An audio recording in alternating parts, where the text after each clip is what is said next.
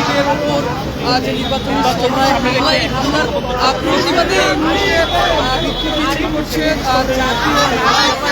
NCP Dhaka মহানগর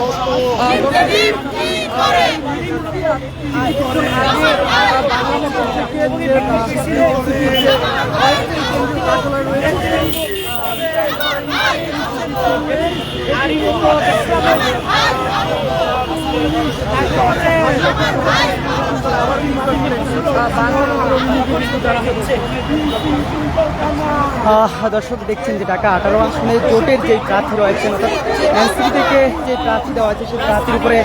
হামলা হয়েছে এমন অভিযোগে তার প্রতিবাদেই মূলত এনসিপির যে কেন্দ্রীয় কার্যালয় রয়েছে বাংলা মোটরে সেই কার্যালয়ের সামনে থেকে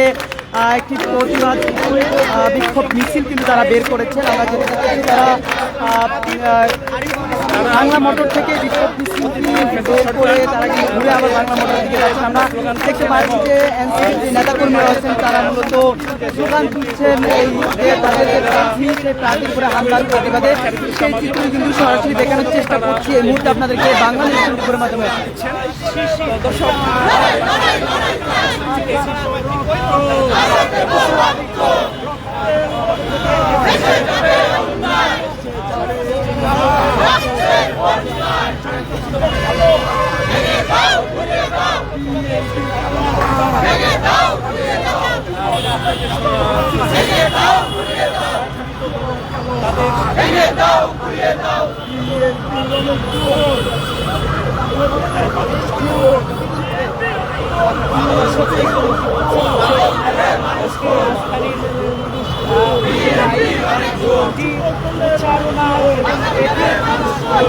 পরিদর্শনের জন্য গিয়েছিলেন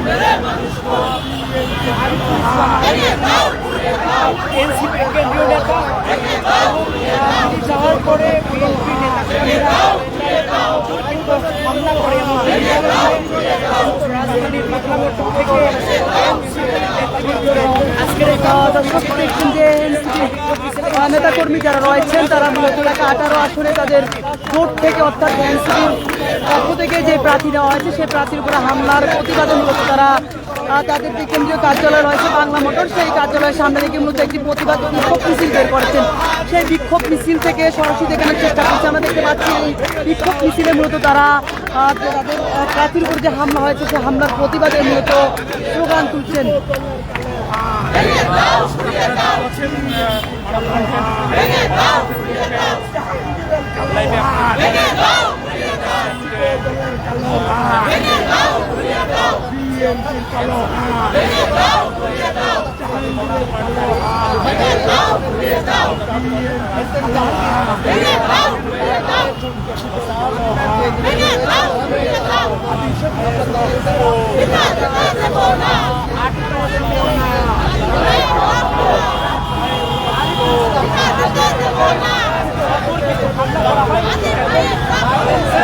অভিযোগ দিচ্ছে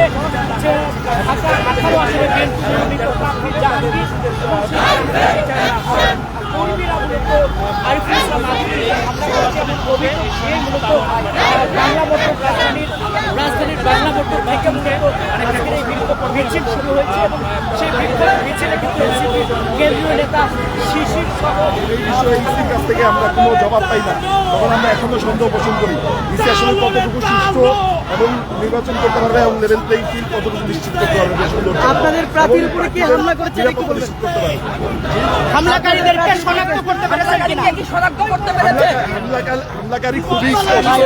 বিএনপির স্থানীয় যে সন্ত্রাসীরা রয়েছেন বিএনপির স্থানীয় নেতার নেতৃত্বে তারা হামলা করেছে এবং তাদের সকলের পরিচয় সমর্থ এবং ইতিমধ্যে নাম ধরে জানানো হয়েছে সবাইকে।